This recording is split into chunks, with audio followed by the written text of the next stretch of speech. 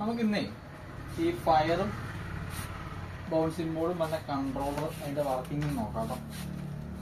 ഇതിനകത്ത് ഇതാണ് നോർമൽ വന്ന ബൗൺസിംഗ് ബോളിന്റെ കൺട്രോളർ വന്നത്. അതിനകത്ത് നമ്മൾ ഇൻപുട്ട് കൊടുക്കുന്നത് 12 വോൾട്ട്. അതിനകത്ത് പോസിറ്റീവ് നെഗറ്റീവ് അടയാളപ്പെടുത്തിയിട്ടുണ്ട്.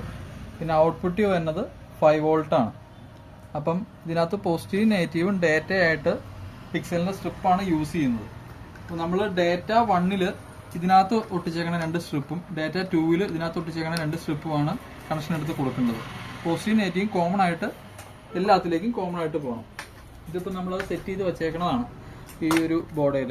ഇതിനകത്ത് ഇപ്പം ഞെക്കി കഴിയുമ്പോഴത്തേക്ക് ഇത് കണ്ടോ, ഫയർ മാറി വേറൊരു മോഡായി. അതുപോലെ ഇത് കണ്ടോ, അടുത്ത മോഡായി.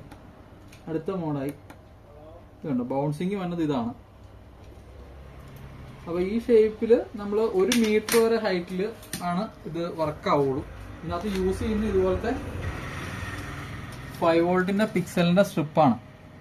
5 വോൾട്ടിന്റെ പിക്സലിന്റെ സ്ട്രിപ്പ് നമുക്ക് STN ബസ്സിൽ ഇപ്പോൾ വന്നിട്ടുണ്ട്, KDNലുണ്ട്, അതുപോലെ ഇംബെക്സിന്റെ കമ്പനിയിലുണ്ട്.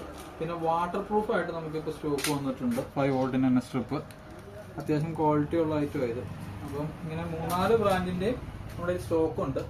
അതുപോലെ ഇതിനകത്ത് ഇപ്പം ബൗൺസിംഗ് ബോർഡും ഫയറും ആണ് ഏറ്റവും ഡിമാൻഡായിട്ട് എല്ലാവരും പ്രിഫർ ചെയ്യുന്ന 2 മോഡുകൾ. ഈ ഫയറിന്റെ വന്നത് ഈ വന്ന പോലെ, അപ്പം ചില ട്രാവലറിനൊക്കെ ഈ ഒരു ഹൈറ്റിലും ചെറിയ വണ്ടിക്കാണെങ്കിൽ ഹൈറ്റ് കുറച്ച് 1 മീറ്റർ വരെ മാക്സിമം കൊടുക്കാവുന്ന രീതിയിൽ. പിന്നെ ഈ കൺട്രോളർ അല്ലാണ്ട് നമ്മൾ 4 ഡേറ്റ ഉള്ളൊരു കൺട്രോളർ ഉണ്ട് നമ്മുടെ കയ്യിൽ. യു ഷേപ്പ് U140 എന്ന് പറഞ്ഞ മോഡൽ. ഇത് ഇൻപുട്ടും ഔട്ട്പുട്ടും മറ്റേപോലെ തന്നെ കൊടുക്കുമ്പോൾ ഡേറ്റസ് 1, 2, 3, 4 ഡേറ്റ ഉണ്ട്. ഔട്ട്പുട്ടിൽ 5 വോൾട്ടിന്റെ പോസിറ്റീവ് നെഗറ്റീവും കോമൺ ആയിട്ട് എടുത്ത് കൊടുക്കേണ്ടത് 4 ഡേറ്റയുടെ D1, D2, D3, D4 കൊടുക്കേണ്ടതാണ് ഈ 4 പിന്ന്. ഇത് പോസിറ്റീവ് നെഗറ്റീവ്. ഇൻപുട്ട് വന്നത് ഇവിടെ പോസിറ്റീവ് നെഗറ്റീവ്. പിന്നെ ഇതിനകത്ത് സ്പീഡും സ്വിച്ചും അങ്ങനെയുള്ള സംഭവങ്ങളുടെയൊക്കെ കൺട്രോളുകളാണ് ഇതിനകത്ത് വന്നത്.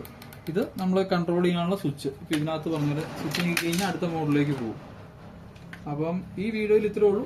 അടുത്തൊരു വീഡിയോയിൽ പുതിയൊരു ഐറ്റമായിട്ട് നമുക്ക് വീണ്ടും കാണാം.